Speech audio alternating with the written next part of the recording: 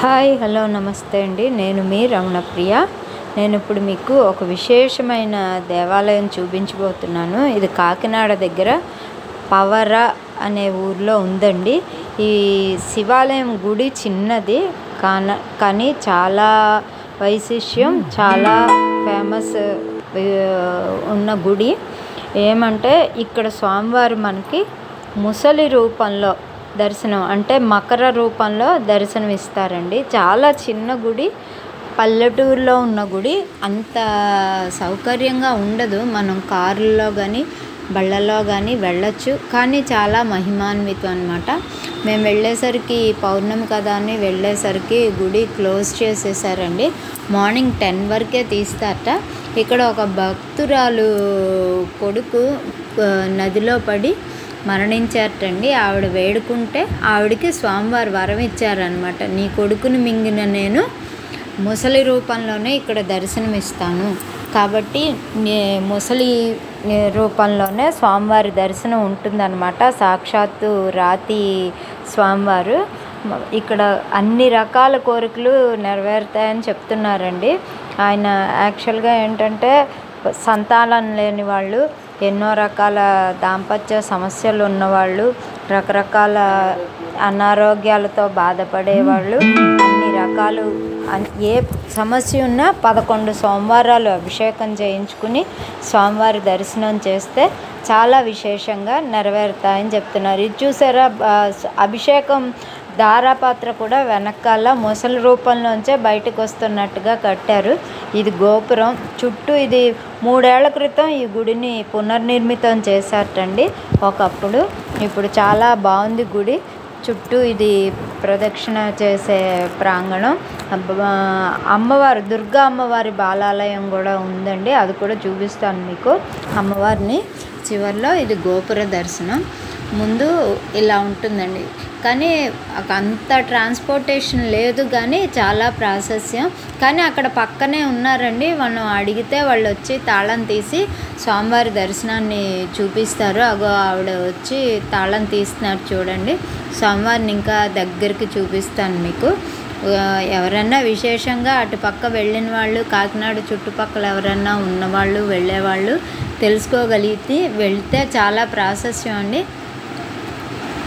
ముసలి రూపంలో ఉన్న ఏకైక శివాలయం అన్నమాట. చాలా బాగుంది. స్వామివారి దర్శనం చూడండి. నేను దూరం నుంచి చూపిస్తున్నాను, దగ్గరికి చూపిస్తాను. ఆవిడ వస్తారు, అడుగుదాము. తీసుకోవచ్చు అంటే దగ్గర నుంచి కూడా చూపిస్తాను. వెయిట్ చేయండి, చూద్దాం. ఇంకో గొప్ప విశేషం ఏంటంటే అండి, ఇక్కడ ఎవరైనా అభిషేకానికి డబ్బులు కడితే వచ్చి మనకి ఏ రోజు కావాలో ఆ రోజు వచ్చి అభిషేకం చేస్తారండి. మామూలుగా పొద్దున్న 9 నుంచి 6 తీస్తారు గుడి. 9-9:30కి మూసేస్తారటండి. మళ్ళీ 4:30 దాటాక తీస్తారు. 1 గంట మాత్రమే ఉంటుంది అనుకుంటా. పక్కన కనకదుర్గాదేవిని, ఇటుపక్క స్వామివారిని పెట్టారు. శివ కుటుంబ పరివారం ఉంది. లోపల విఘ్నేశ్వరుని కూడా పెట్టారు. ఇటుపక్క శాలిగ్రామాలు మాల వేశారండి. ఇంకో ముఖ్యమైన విషయం, ఒక పెద్ద పళ్ళెంలో అక్కడ చాలా శాలిగ్రామాలు వేసి నీళ్లు పోసి పెట్టారండి. శాలిగ్రామాలు ఎక్కువగా ఉంటాయిట, అక్కడ తెచ్చి పెట్టారు. అది కూడా ఒక చాలా వైశిష్యం అండి. ఏంటంటే గజేంద్ర మోక్షం అప్పుడు విష్ణుమూర్తే కదండి వరాన్ని ఇచ్చారు. అందువల్ల శాలిగ్రామాలు తెచ్చి పెట్టారు. చూడడానికి చాలా బాగుంది. అన్ని శాలిగ్రామాలు అసలు ఎక్కడ ఎప్పుడు ఒకే చోట మనం ఎప్పుడు చూసి ఉండము. సో శాలిగ్రామ దర్శనం కూడా చాలా విశేషం అన్నమాట. కాకపోతే ఏంటంటే ఆ టైమింగ్స్ ప్రకారం వెళ్తేనే మనం పూజలు అవి చేయించుకోగలుగుతాం. అమ్మవారిని కూడా పెట్టారు చూడండి పక్కనే. ఆవిడ పేరు ఏం పేరు? ఆవిడ పేరు, అమ్మవారి పేరు బాలా త్రిపుర సుందరి అండి. చూడండి లోపల చూపిస్తున్నాను. ఆవిడ తీసుకోమన్నారు. ధారాపాత్ర కట్టారు. స్వామివారికి అలా పడుతూ ఉంటాయన్నమాట. నాగపడగ పైన పెట్టారు శివుడికి ఎప్పుడూ ఉండేలాగా. అమ్మవారు చూడండి ఎంత బాగున్నారో, చాలా బాగుందండి నిజంగా. స్వామి రాతి మొసలి అనమాట. అలా దర్శనం ఇచ్చారు. స్వయంభూ కదండి ఆయన ఆ రూపంలో. ఆవిడకి వరం ఇచ్చినందువల్ల అలా దర్శనం ఇచ్చారు. స్వయంభూ అనమాట. చాలా బాగుందండి. బంగారు తొడుగు కూడా ఉంది స్వామివారికి, అది కూడా పెడతారట విశేష రోజుల్లో. సోమవారాల అభిషేకాలు, నెలకొక మాస శివరాత్రి విశేషంగా చేస్తారటండి. రుద్రాక్షమాలలు అవి వేశారు, శాలిగ్రామాలు కూడా ఉన్నాయి. చాలా బాగుంది, విశేషం చాలా బాగుంది. కాకపోతే ట్రాన్స్పోర్టేషన్ కొంచెం కష్టం, కానీ ఏదో దూర ప్రాంతాల్లో ఉన్న వాళ్ళు ఇలా దర్శించుకుని నమశివాయ అని చెప్పుకోండి. ఎంతో పుణ్యం, ఫలం, విశేషం. మనసులో ఏమైనా అనుకున్నా వాళ్ళు ఆన్లైన్ ద్వారా కూడా డబ్బులు పంపిస్తే అభిషేకాలు అవి చేసి ప్రసాదం పంపిస్తామని చెప్పారు. మన పేరు గోత్రనామాలతో మనం వెళ్ళకపోయినా అక్కడ చేస్తారనమాట, ఆవిడ చెప్పారు.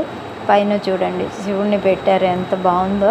అమ్మవారు చూసారా, చాలా బాగుందనమాట. చిన్న గుడేనండి, ఒక చిన్న రూమ్లో పెట్టినట్టు పెట్టారు, కానీ ఇప్పుడు ఇంకా బాగా పునరుద్ధరించారు గుడి చాలా అని చెప్పి ఆవిడ చెప్పారనమాట. అమ్మవారు ఎంత బాగున్నారో చూసారా. చివరి వరకు ఉందండి, ఇంకా కొంచెం లోపలికి ఇంతకన్నా లోపలికి వెళ్ళి తీసి చూపించలేము కదా. స్వామివారి అభిషేక నీళ్ళు, బయటకు వచ్చే నీళ్ళు కూడా అలా ముసలి రూపం పెట్టారనమాట. అక్కడ బయట శాలిగ్రామాలు చూసారా, ఎన్ని శాలిగ్రామాలు పెట్టారో. ఈ దర్శనం ఎంతో విశేషం అండి. శాలిగ్రామ దర్శనం అంటే శివుడు విష్ణువు ఒకే చోట దర్శనం ఇచ్చినట్టు అనమాట. శివాలయంలో విష్ణు రూపం చాలా విశేషం. ఇక్కడ ఒక సుబ్రహ్మణ్య స్వామిని, విఘ్నేశ్వరుని పెట్టారనమాట. నీట్గా ఉందండి, బాగుంది. అంటే ఆయన వచ్చి పూజలు చేసేసి పూజారి గారు వెళ్ళిపోతారనమాట.